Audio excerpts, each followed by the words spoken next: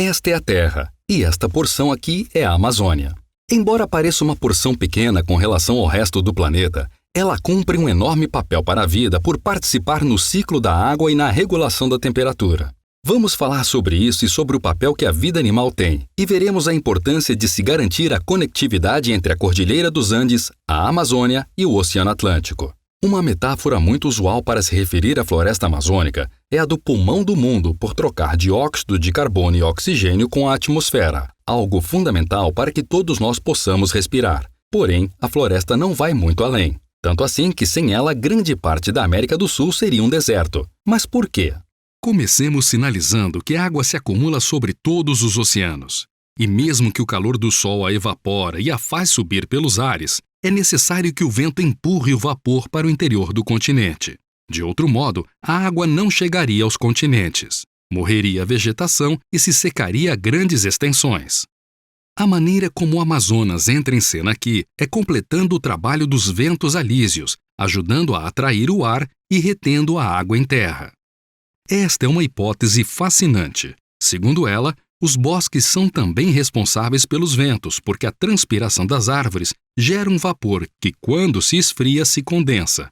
A condensação diminui a pressão do ar e, então, cria-se vazios que succionam o ar dos oceanos para o continente. Este processo, realizado a uma escala de 600 milhões de árvores que há no Amazonas, produz fortes ventos de ar úmido, quase como rios voadores provenientes do Atlântico. E assim se geram as nuvens e a chuva que hidrata o continente.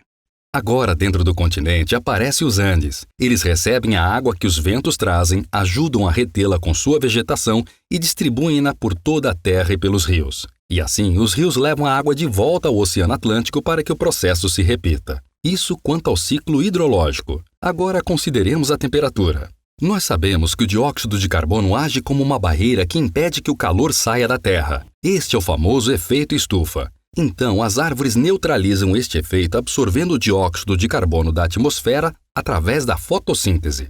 Com isto e com os escoadouros de dióxido de carbono sob a Terra, a região amazônica anualmente tira da atmosfera mais de 1 trilhão de toneladas deste gás, ajudando a neutralizar o aquecimento global, que é consequência de nossa superprodução de gases de efeito estufa. Por outro lado, a Amazônia também regula a temperatura criando nuvens. Então as nuvens, especialmente aquelas que são bem brancas, refletem a luz do Sol, impedindo que o solo seja aquecido em excesso.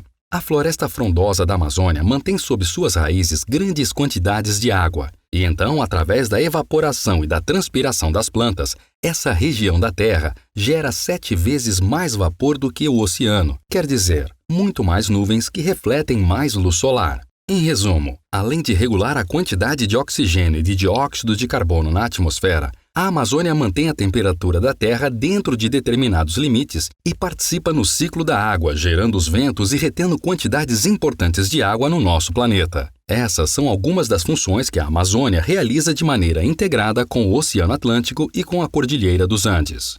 Não obstante, ainda não temos uma imagem completa. O que pode faltar? Nada mais e nada menos do que a vida animal. Todos já ouvimos, por exemplo, sobre a importância dos pássaros para dispensar as sementes das árvores. Mas cada animal, cada planta, cada inseto, também os fungos e os minerais, todos cumprem realmente um papel importante nos processos físicos, químicos e biológicos da Terra. Porque, pensando desde uma perspectiva mais ampla, a Terra é um sistema só, um organismo que regula a si mesmo. Cada ser que a habita é, então, uma parte da engrenagem completa, do grande organismo planetário, e por isso a resiliência do todo depende da participação de cada um.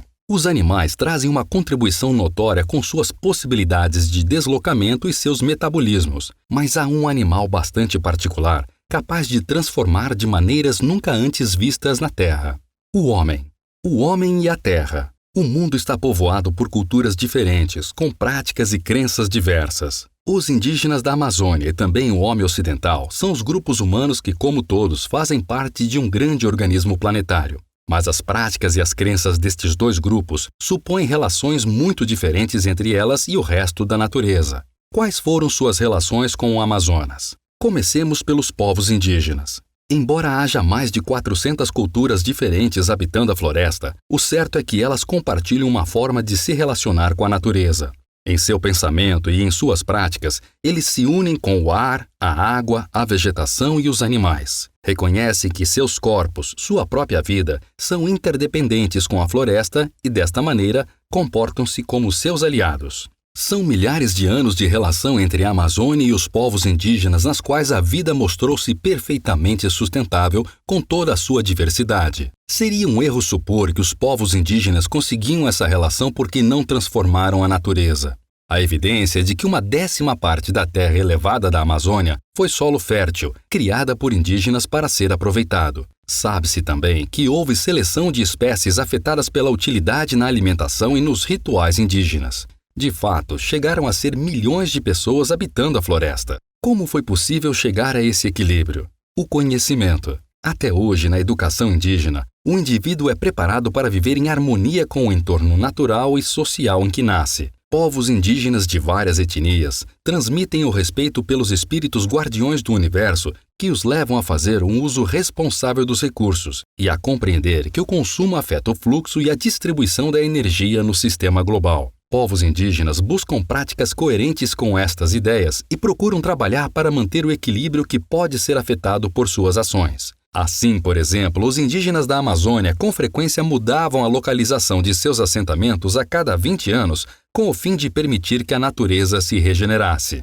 E os ocidentais? Bom, sua relação foi bem diferente. Em vez de se sentirem como seres integrados dentro da totalidade, os ocidentais passaram a se conceber de maneira separada. Em seu processo da construção cultural, frequentemente criam uma dicotomia particular entre a natureza e a sociedade. Vão à natureza insistentemente em procura da matéria que lhes permite criar e sustentar o espaço que construíram para si, a cidade. Por essa razão, o Amazonas foi para eles fonte de madeira e petróleo, e inclusive um estorvo para a criação de gado, entre muitas coisas que, em último caso, destroem o equilíbrio entre a floresta e seus habitantes. Observamos então que uma compreensão insuficiente do equilíbrio natural pode trazer consequências indesejáveis para a própria vida. Só agora o mundo ocidental começa a compreender a importância de que sua civilização cresça de maneira sustentável. Precisamente por isso é que nós começamos uma grande discussão ecológica global.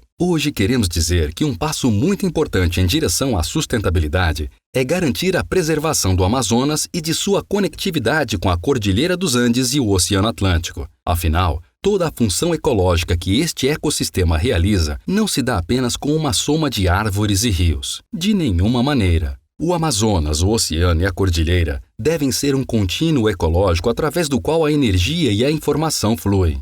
Isso quer dizer que os rios terrestres e aéreos, o oxigênio, o dióxido de carbono e outros elementos, a rocha sedimentar e também a informação genética e as práticas culturais fluem de modo que tudo isto, em conjunto, garanta a diversidade que dá maior resiliência ao sistema inteiro. O esforço que se fez até agora foi muito importante e já cobre grande parte do território que necessitamos integrar nos modelos sustentáveis. Os governos fizeram sua parte para criar áreas protegidas e reconhecer territórios indígenas, mas ainda assim faltam algumas zonas entre essas, soluções que garantam a conectividade. Uma conectividade que não só fortaleça os serviços ambientais, a resiliência do planeta e a estabilidade climática, mas também que nos dê a oportunidade de nos articularmos como os povos indígenas para recompensarmos nossa relação com a Terra. Qual é a melhor maneira de nos relacionarmos com ela? Em que consiste nossa riqueza? De que depende nosso futuro? Esta é uma oportunidade que pode nos inspirar para que todos juntos, governantes e cidadãos, procuremos respostas e tomemos decisões apropriadas para nós como parte de um grande e único sistema, o nosso planeta Terra. Para isso, criamos a Aliança Nor-Amazônica para a Conectividade de Florestas e Rios para o Bem-Estar de Todos. Um grupo de organizações que trabalham sob a convicção de que viver em harmonia com o meio ambiente e com outras formas de ver o mundo é possível. Mais ainda, é um direito. Convidamos você a fortalecer a conectividade ecossistêmica e sociocultural entre os Andes, a Amazônia e o Atlântico.